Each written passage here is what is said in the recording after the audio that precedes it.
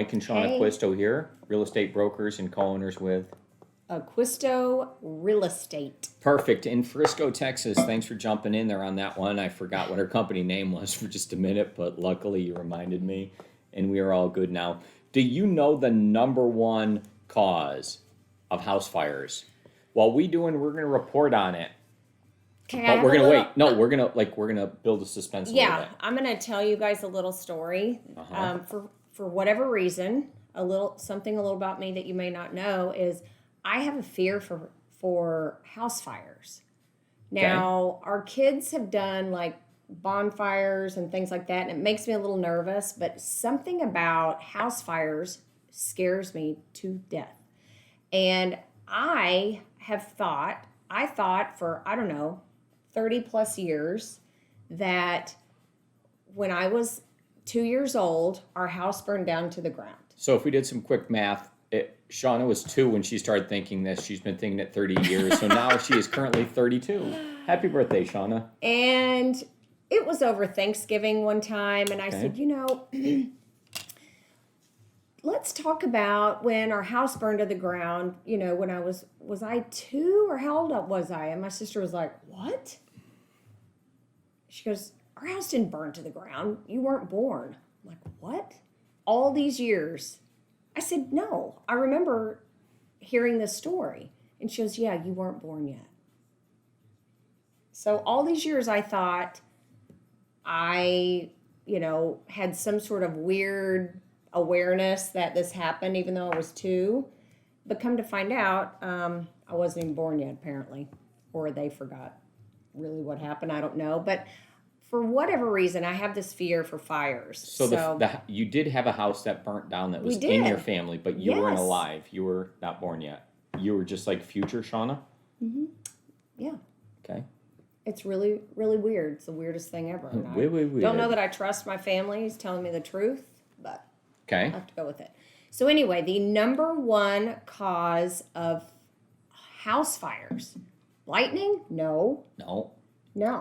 I would guess candles? Cooking.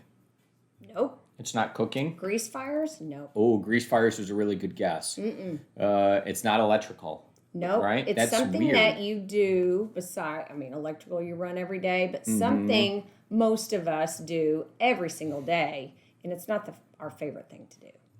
Not our favorite thing to do. Well, you wouldn't know. So I'm going to tell you. I don't know. The dryers.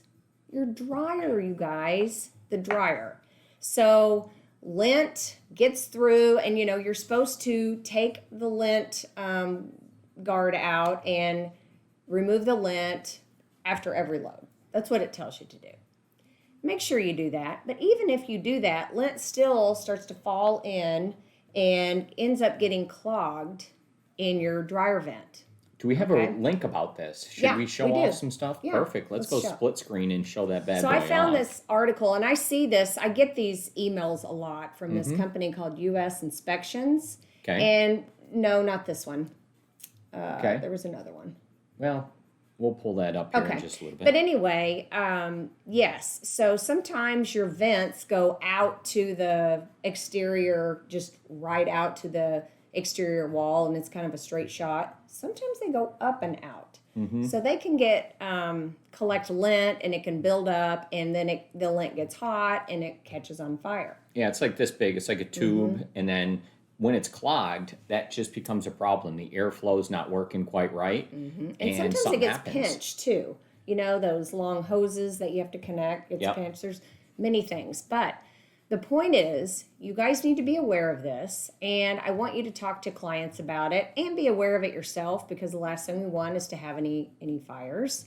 So, what do? Well, I think annually, maybe, I would talk to, next time you go on an inspection, talk to the inspector about it and see what he has to say.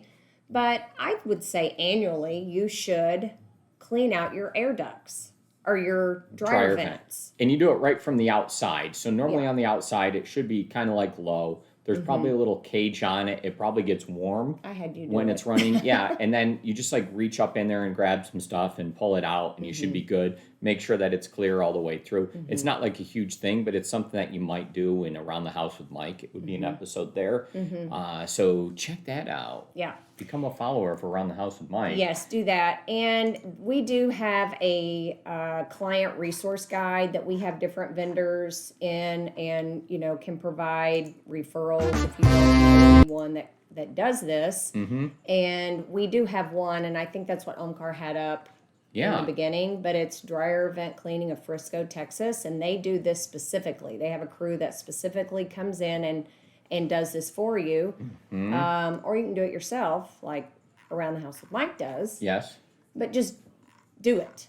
Make sure you do it. You're aware of it, and don't forget that. That's one of those things that I think we clean the lint out and then kind of forget about. Yep. But if it's the number one cause of house fires, I think it's pretty important. Ooh. It is. So these are all different examples of it, my right? Goodness. So take a look, and now you can see what's going on, a before and after. And it's gross. Just clean it out. It's not really that big of a deal. Just get into it. Don't even worry in the least, right? So those are the those are some clear pictures of it. Those are and some now we have extreme ones, I would say. I do think so. Don't let that be you. Don't get your house. This is a shout out too to Greg House. Greg House. Greg House with House Inspections. We've utilized him for our inspections in the past, and he's a great guy. And he brought this up to me years ago, and all these years, and I really never thought anything about that, but it makes perfect sense. Side note, did everybody catch the way that Shauna corrected that word? It's one of the ones that I try to catch myself on all the time. We don't want to use people.